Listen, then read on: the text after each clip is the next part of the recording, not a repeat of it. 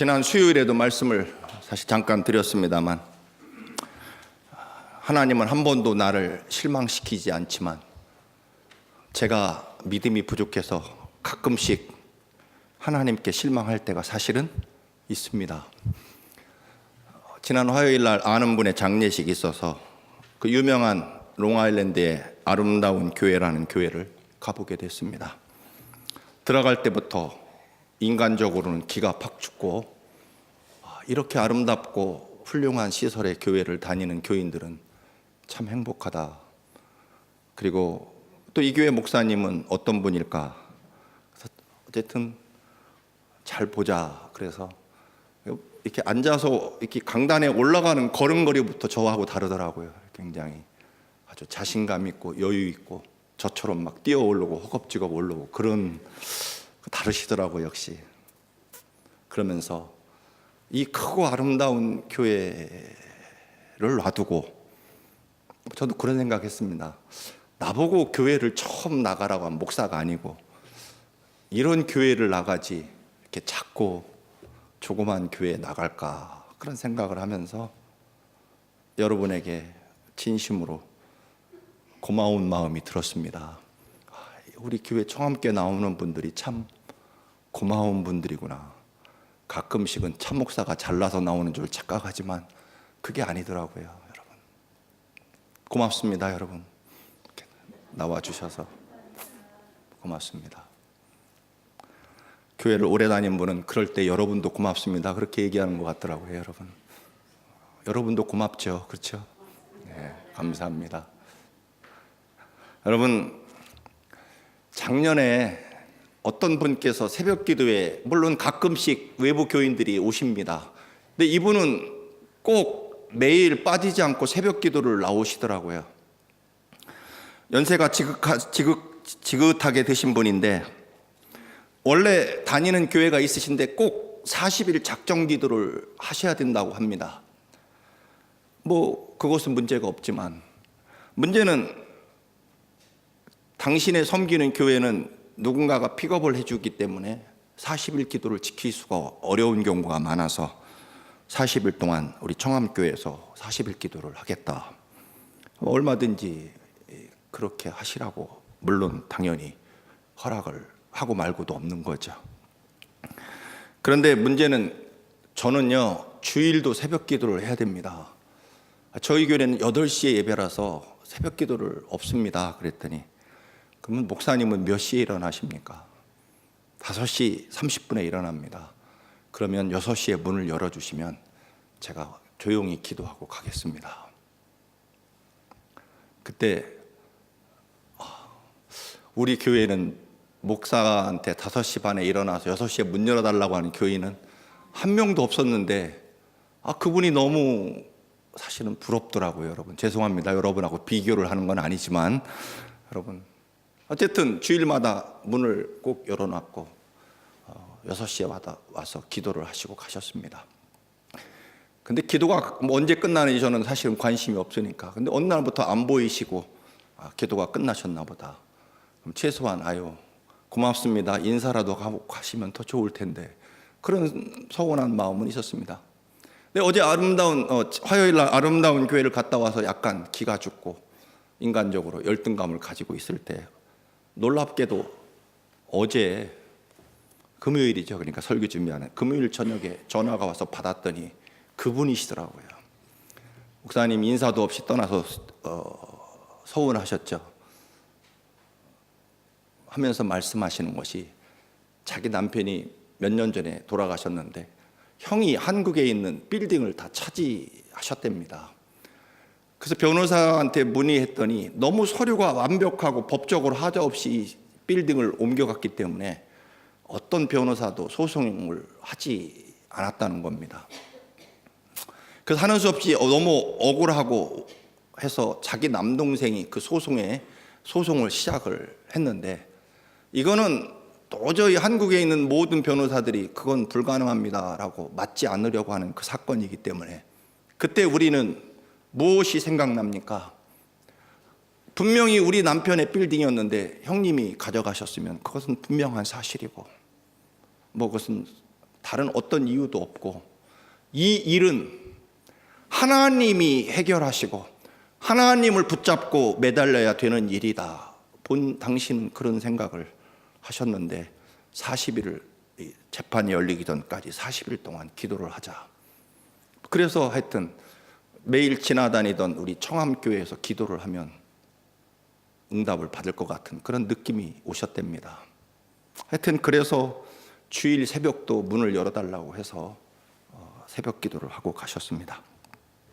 전화하신 이유는 놀랍게도 기적적으로 승수를, 정말 기적적으로 아주 예상치 못한 곳에서 증거가 나와서 승리를 해서, 목사님 사실은 그래서 그 빌딩을 찾아서 건축원금을 들여서 저희 작은 교회지만 저희 교회가 드디어 성전을 마련할 수 있게 됐습니다. 청암재단이 저에게는 살아계신 하나님을 만난, 응답받은 재단입니다. 근데 그 말을 듣는 순간 약간 속상하더라고요, 여러분. 진짜입니다.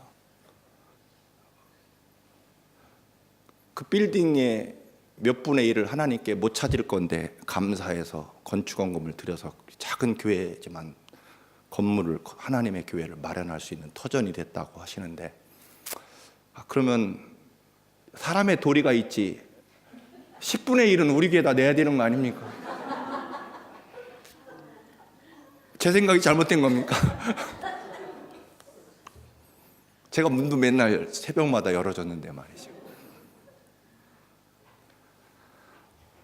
그런데 속으로 갑자기 진짜로 하나님의 음성 같은 책망이 들렸습니다. 죄송합니다. 야, 이놈아, 너는 왜 그거밖에 안 되냐? 이 청암교회가 누구 교회냐? 네가 섬기고 네가 매일같이 하나님 살아계시다고 외치는, 그리고 새벽마다 엎드려 기도하는 네 성전 아니냐? 그러면 30만 불에 11조 3만 불 헌금 안 했다고 서운해하고 그렇게 한심하게 믿어서 네 교회가 제대로 되겠느냐? 네가, 누구는 밖에서 와서 네 성전이 하나님의 놀라운 기도의 응답이 살아있는 교회라고 말하면 너는 네 교회 담임 목사로서 3만 불 헌금 혹시 안 했는가 서운해할 일이 아니라, 물질의 주의라는 뜻이 아니라 네가 기도해서 너의 성전이고 너의 집이라고 한다면, 물론 제 주인이라는 뜻이 아니라 네가 피와 땀으로 섬기는 재단이라면, 네가 기도해서 외부인은 그렇게 은혜를 받았다면 너는 네 아버지 집 너의 성전이라면 300만 불을 어치에 복을 받으려고 기도를 해야지. 그 음성이 들렸습니다. 여러분도 그러시기를 바랍니다. 우리 청암 성전이 살아계신 아버지 하나님의 응답과 역사가 있는, 내 아버지 집, 내 눈물과 내 피와 내 땀으로 아버지의 옷자락을 붙잡고 매달리면 살아계신 하나님을 내 삶에 만나게 하는 곳, 여러분의 아버지 집이 되시기를 축원합니다. LA에 가끔 가면 LA 사람들의 전설처럼 뭐 누구나 다 하는 그런 일반적인 얘기가 하나 있습니다. 저도 몇 번 들었습니다. 베버리 힐즈라는 뭐 유명한 영화 배우들이 사는 아주 세계에서 알려진 부유한 동네잖아요. 뭐 최소한 몇백만 불 가는 집이 늘비한. 근데 어떤 한국 분이 열심히 피와 땀으로 노력해서 돈을 벌어서 베버리 힐즈에 좋은 집을 샀습니다. 근데 문제는 그 아름답고 이제는 그 좋은 집을 샀으니까 거기서 그 좋은 아름다운 집에서 마음껏 멋지게 살아야 될 텐데 이게 그러지 못한 거죠. 왜 그럴까요? 모계지를 많이 얻었고, 또 하나는 집이 좋고 넓으면 뭐가 많이 들어가요? 관리비가 많이 들어가니까 옛날보다 일을 더 많이 해야 되는 겁니다, 이게. 그래서 새벽같이 나가서 저녁에 밤늦게 들어와야 그 좋은 집을 유지하게 되는 그런 모순에 빠지게 됩니다. 그 아름다운 집, 좋은 집을 누가 가장 행복하게 누리느냐? 가만히 나중에 알고 봤더니 누구예요?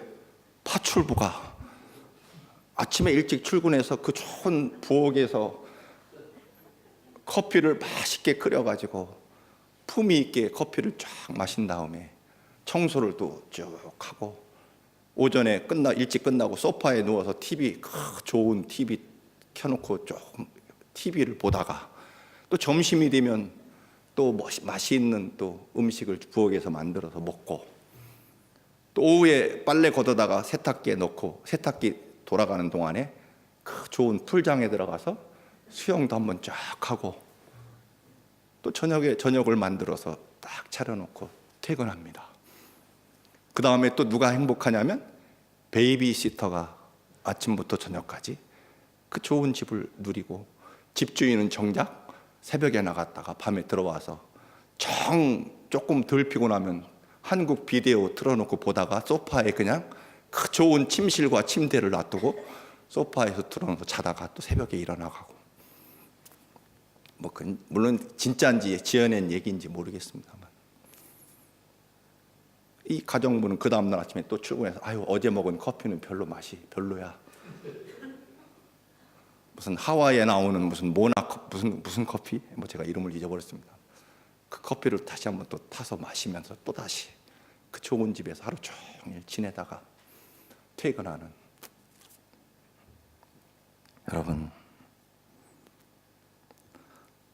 여러분이 이 거룩한 여러분의 눈물과 땀이 배어 있는 이 제단에서 하나님의 살아계심을 보고 느끼고 소유하시기를 축원합니다. 하나님 살아계신 곳입니다. 내 아버지 집입니다, 여러분. 내 아버지 집에, 내 집에서는요 계산하지 않습니다. 벗고 싶으면 옷을 다 벗고 있으면 됩니다. 뛰며 춤을 추고 싶으면 뛰며 춤을 춰도 됩니다. 울고 싶으면 내 집에서 마음 놓고 목 놓아 울어도 됩니다. 미친 듯이 웃으며 뛰며 춤을 추어도 됩니다. 내 집에서는 말입니다. 여러분, 여러분의 아버지가 늘 거하시고 마음과 눈이 머물러 있는 이 거룩한 성전에서 하나님의 살아계심과 아버지께서 예비하신 그 놀라운 역사와 축복을 날마다 누리시기를 축원합니다. 파출부라 비유해서 죄송합니다만 왜 다른 교회 다니는 사람은 청암교회가 살아계신 하나님의 응답이 있는 기도라고 하는데 속상합니다. 여러분,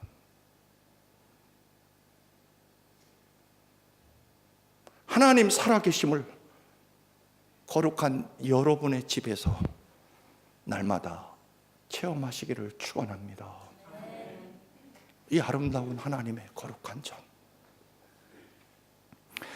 열왕기 상하를 요즘에 공부하고 여러분에게 새벽마다 강의하고 여러분 기도를 합니다만, 여러분 요즘에 새벽 기도 때 받은 은혜를 여러분에게 확대해서 말씀을 드리려고 합니다. 왜냐하면 내가 받은 은혜이기 때문에. 열왕기하를 보면 남북이 분열되어 있는데 요즘에 북쪽 이스라엘이 멸망을 당하게 됩니다. 원래 이스라엘은 다윗이 강대한 나라를 만들고 그리고 그 아들 솔로몬 왕이 그 아버지 다윗이 이루어 놓은 그 거대한 제국을 관리하기 위해서 이 주변 나라 시돈이나 기타 이집트나 주변 나라들의 왕들의 딸과 결혼을 하죠. 그러면 침략을 하거나 전쟁할 일이 사돈과 사위 나라, 장인 나라가 되기 때문에 전쟁이 없게 되는 결혼 정책을 실시해서 그 부인들이 끌고 온 우상을 섬기기 시작하죠. 솔로몬 왕이 결국은 하나님께서 다윗을 봐서 네 시절에는 나라를 뽀개지 않겠지만 네 아들에게는 나라를 둘로 쪼갤 것이다. 그래서 한국처럼 북쪽에는 이스라엘이라는 이름으로 나라가 생기고 남쪽에는 유다라는 나라로 한국처럼 남북이 분단돼 버립니다.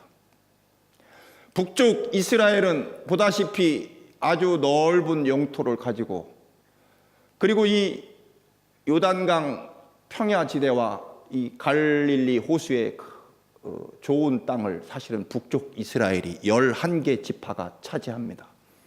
남쪽은 오직 처음에는 유다 지파, 나중에는 베냐민 지파가 합세하긴 합니다만 오직 하나 유다 지파만 이 조그만 땅에서, 그리고 죽음의 호수인 사해 옆에서 산골짜기를 차지하게 됩니다.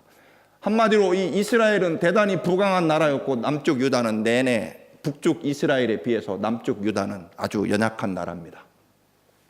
우리나라도 처음에 6.25 때 분단될 때는 북쪽이 훨씬 더 잘 살고 훨씬 더 넓은 땅을 가지고 있었고 남한은 전기도 없는 가난한 나라였죠. 어쨌든 그런데 이 북쪽 이스라엘은 200년 만에 아시리아라는 나라에게 완전히 멸망하고요. 이 수도인 사마리아 성에 살던 백성들이 다 이리저리 끌려가서 세계 각처에 포로로 잡혀가서 거기서 살다가 죽고, 그리고 이 사마리아 성에는 아시리아 왕이 다른 민족을 끌어다가 붙잡아다가 여기서 살게 해서 결국 피가 섞여서 혼혈이 돼서 예수님 시대에 사마리아인 하면 피가 섞인 유대인이 아닌, 심하게 말해서 개와 같이 지저분한 민족 사마리아 사람이라고 하는 그런 호칭을 얻게 되고 북쪽 이스라엘은 영원히 역사에서 사라지고 맙니다. 200년 동안 존속하다가. 남쪽 유다는요, 비록 한 지파로 시작했고 별로 부강한 땅도 좋은 땅도 차지하지 못했지만 오늘날 이스라엘 사람이라고 말하지 않죠. 뭐라고 말합니까? 주이시, 유대인이라고 말하는 이스라엘의 정통성을 이 남쪽 유다가 결국 계승하게 되죠. 물론 유다도 잠시 나라가 망해서 70년 동안 바벨로니아에서 포로 생활을 했지만 다시 그들은 나라를 회복하고 오늘날 유대인, 주이시라는 그런 계승 민족의 그런 정통성을 이 유다, 남쪽 유다가 계승합니다. 이 두 나라가 한때 망하기도 했지만 북쪽 이스라엘은 영원히 지구에서 사라지고 천한 사마리아 사람이라는 호칭만 남기게 됩니다. 요즘에 새벽 기도를 묵상하면서 느낀 왜 그럴까? 결국 여러 가지 원인이 있지만 남쪽 유다에게 있는 것이 있더라고요. 그것은 뭐냐면 예루살렘 성전이 있었습니다. 솔로몬 왕이 지은 성전이 늘 있었고요. 거기에서 하나님께 번제와 예배를 드리고 그리고 끊임없이 하나님의 율법서가 낭독이 되고 율법이 선포되고, 그리고 남쪽 유다는요 끊임없이 이사야 선지자를 비롯해서 아모스 선지자, 미가 선지자 혹은 호세아 선지자, 수많은 선지자들이 나타나서 하나님 살아계심과 여호와 하나님의 말씀대로 살아야 된다고 끊임없이 외쳤던 선지자들이 있었습니다. 북쪽은요 출발부터 금송아지 제단을 만들어 놓고 금송아지가 하나님이라고 섬기면서 북쪽 이스라엘은 나라가 시작됐습니다.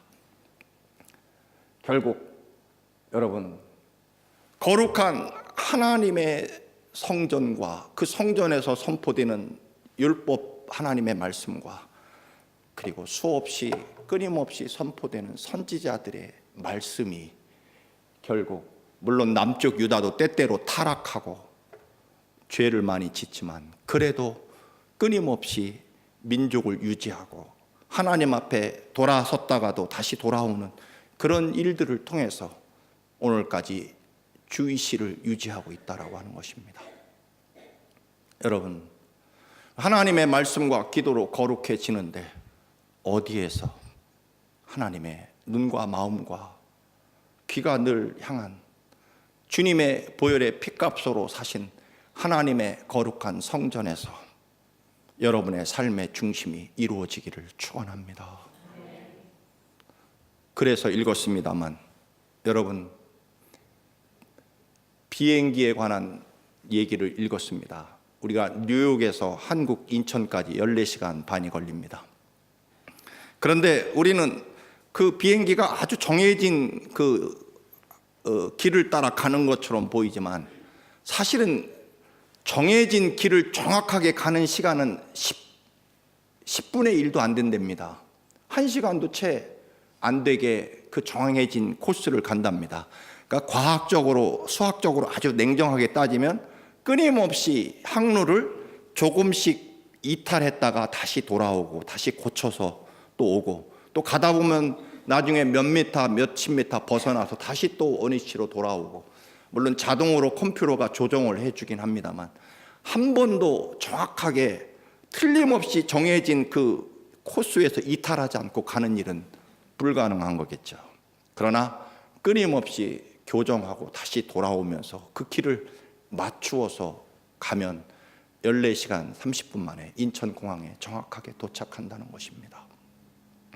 우리는 때때로 아프기도 하고 어렵기도 하고 또는 때때로 실망하기도 하고 상처도 받고 주님의 말씀에서 벗어나기도 하지만, 그러나 여러분의 삶 속에 살아계신 하나님의 거룩한 성전이 여러분의 삶의 가장 소중한 삶의 중심이 되고, 그리고 그 강단에서 선포되는 하나님의 말씀이 여러분의 삶에 늘 등불이 되고 정해진 길이 되고,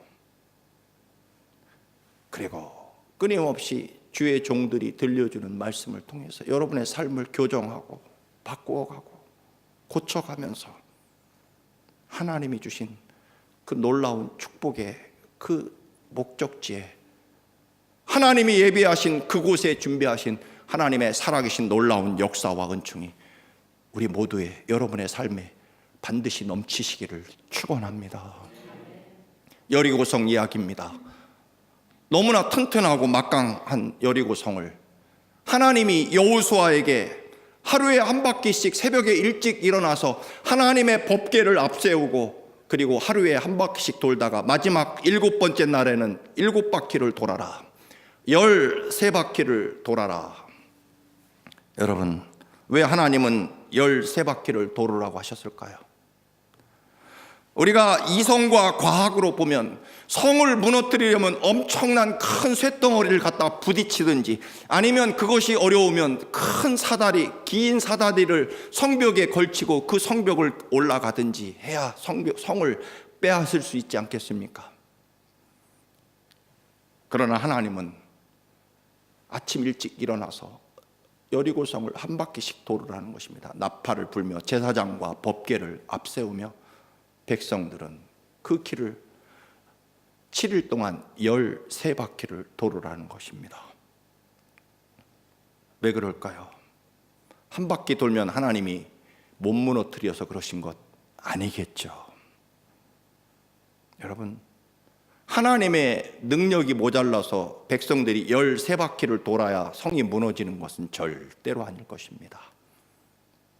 그것은요, 하나님의 인도하시는 방법과 하나님이 인도하시는 길로 가면서 하나님이 정하신 그날 그때를 잠잠히 요동치 않고 흔들리지 말고 하나님의 때를 기다리며 가자는 뜻일 것입니다. 하나님을 철저하게 믿고 신실하신 하나님, 반드시 하나님의 말씀 그대로 이루시는 하나님의 약속을 바라보고 좌로나 우로나 치우치지 않고, 물론 때로는 그 길에서 잠시 이탈할 때도 있지만 언제나 우리 삶 속에 중심이 되는 살아계신 하나님의 거룩한 집과, 그리고 하나님의 거룩한 집에서 선포되는 살아계신 하나님의 말씀과 그 명령에 순종해서 하나님의 계획하신 그 때를 정말로 믿고 기다리며 잠잠히 흔들림 없이 그곳으로 가보자라고 하는 것입니다. 하나님은 우리가 끝까지 변함없이 하나님의 때, 그날 하나님이 외치라고 하는 그날 거기까지 끝까지 하나님의 신실하심을 믿고 가는 믿음을 원하신 것이지, 하나님이 몇 바퀴를 도느냐는 하나님의 능력과 아무 관계없는 일이 될 것입니다. 여러분, 하나님의 방법대로 하나님을 믿고, 왜냐하면 하나님이 완전하시기 때문입니다. 가장 완전하신 하나님께서 정하신 그 방법대로, 그 계획대로 따라가시기를 축원합니다. 우리가 하나님을 믿는다라고 하는 것은 하나님이 하신 말씀을 따르겠다는 얘기 아닙니까? 그러려고 여기 나온 거고요. 우리는 예수 그리스도 때문에 구원받고, 그리고 이제부터는 하나님의 정하신 길과 하나님의 명령하시고 하나님이 예비하신 축복의 길로 가려고 결심한 사람들입니다. 예수 아니면 우리는 나름대로 세상에서 다 잘난 사람인 줄로 알았을 것입니다. 우리가 일제 침략기에 김익두 목사님이란 이야기를 여러 번 들은 적이 있을 것입니다. 아이도 울다가 김익두라는 말에 공포에 사로잡히는 그런 유명한 깡패 건달이었다고 하죠. 그가 예수를 믿고 전도사가 됐습니다. 사람들에게 시장에 나가서 전도합니다. 저는 예수 믿고 변한 사람입니다. 하나님은 원수도 사랑하십니다. 어떤 사람이 실험하느라고 조롱하고 멸시하고, 그리고 심지어는 담뱃불로 지지기도 하고 원수를 사랑하는지 보려고 그렇게 조롱을 합니다. 견디다 못한 김익두 그 당시에는 전도사님이 벌떡 일어나며 소리 질렀다고 하죠. 너는 오늘 내가 예수를 믿었기 때문에 네가 살았다.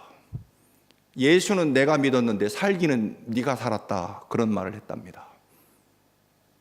그렇습니까, 여러분? 예수를 여러분이 믿어서 누군가가 살고 있습니까, 여러분? 여러분, 그래야 됩니다.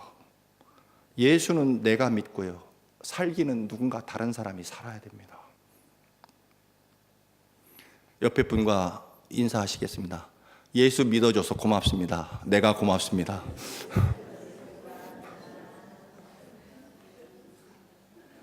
남편이 예수 믿어서 부인이 고마워야죠. 부인이 예수 믿어서 남편이 고마워야 됩니다. 부모가 예수를 믿어서 자식이 살아야 된다는 것입니다. 그게 제대로 믿는 겁니다. 여러분, 이스라엘 백성들이 하나님의 명령에 따라 13바퀴를 돌면서 하나님이 또 한 가지 반드시 원하신 것이 있습니다. 무엇입니까? 하나님의 나팔 소리 외에는 7일 동안 13바퀴를 도는 동안에 절대로 사람의 소리가 들리지 않아야 된다는 것입니다. 침묵하면서, 침묵이라는 것은 하나님의 역사와 인도하심을 철저하게 기다리고 믿으면서 하나님의 때가 될 때까지, 하나님이 정말로 역사하실 때까지, 하나님이 정하신 그날까지 될 때까지 우리는 함부로 판단하거나 함부로 말하지 말자는 것입니다. 왜 그랬을까요? 그 옛날 광야 40년 전에 이집트에서 탈출한 우리 조상, 우리 아버지, 할아버지가 홍해바다 앞에서 하나님을 원망하고 함부로 판단하고 우리는 죽었다, 이곳이 공동묘지다 하고 하나님을 밤새도록 원망하며 통곡하다 다 죽었기 때문에 이제부터 우리는 하나님이 정하신 그날까지, 하나님이 가르쳐 주신 방법대로 하나님이 때가 이룰 때까지 우리 사람의 소리를 접고 하나님의 음성대로 가보자라고 하는 것입니다. 여러분, 우리가 얼마나 많이 기도해 봤기에 이렇다 저렇다 말할 수 있을까요? 여러분, 죄송합니다. 여러분의 몸된, 여러분이 헌금하며 여러분이 눈물로 세운 이 청암재단에서 40일 동안 작정하고 기도해 보신 적이 있습니까? 끊임없이 선포되는 하나님의 말씀, 하나님의 성경 말씀을 우리가 제대로 창세기부터 요한계시록까지 읽어보고 나서 하나님의 뜻과 섭리를 말할 수 있느냐라고 하는 것입니다. 우리 기도해보고 그 다음에 정말 하나님의 말씀이 내 영혼과 삶의 혼과 골수를 쪼개며 찔러서 말씀 그대로 이루어지는지 한번 기다려 본 다음에 하나님의 역사에 대해서 이렇다 저렇다 말했느냐라고 하는 것입니다. 죄송합니다. 누구는 40일 동안 기도해서 정말 하나님 살아계시다고 남의 교회 목사에게 고백하는데 내 집, 내 아버지 집에서 그 위대하고 살아계신 하나님의 말씀대로 조용히 흔들림 없이 하나님 살아계심을 그때까지 가서 보았느냐라고 하는 것입니다. 여러분, 홍해 바다 앞에서 원망했던 기억 때문에 여호수아는 절대로 침묵하라고 하는 것입니다. 언제까지? 하나님의 역사가 그 뜻이 이루어지는 그날까지. 왜 침묵하라고 했을까요? 저는 목사의 입장에서 또 인간적으로 생각해 보면 여러분이 못 보는 해석이겠죠. 아마 여러분, 우리가 아침 새벽 일찍 일어나서 여리고성을 한 바퀴씩 돌고 일곱째 날에는 7바퀴 돌아야 성이 무너진답니다.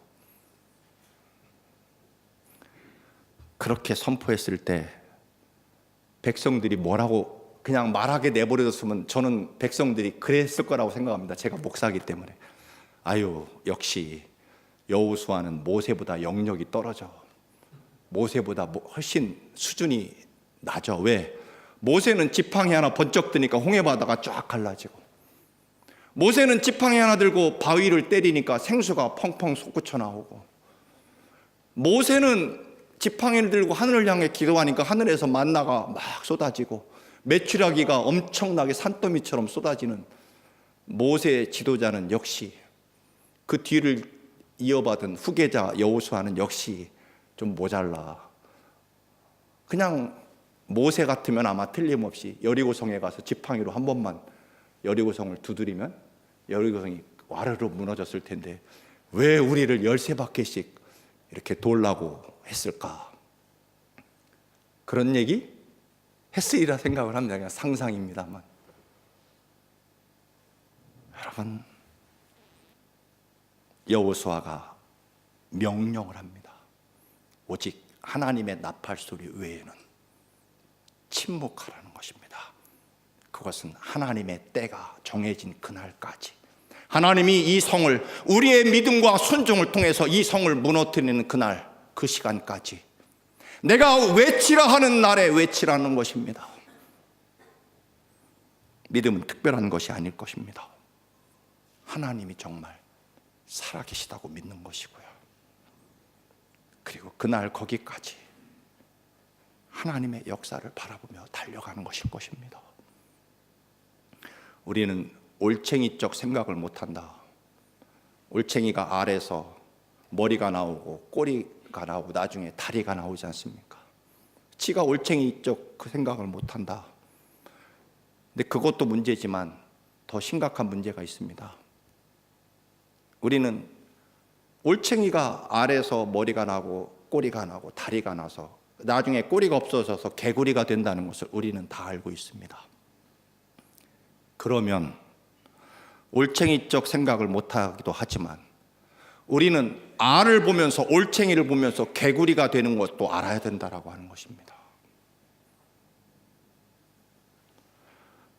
하나님이 여호수아가 여리고성을 무너뜨리게 하고 모세가 홍해바다를 가르게 하고 반석에서 생수를 솟구치게 했으면 우리는 올챙이 쪽이 아니라 개구리가 되는 올챙이를 바라보면서 오늘 이 시대에 하나님의 살아계신 말씀과 능력이 내 삶에 어떻게 역사할지도 바라보면서 그곳을 향해서 가야 된다라고 하는 것입니다.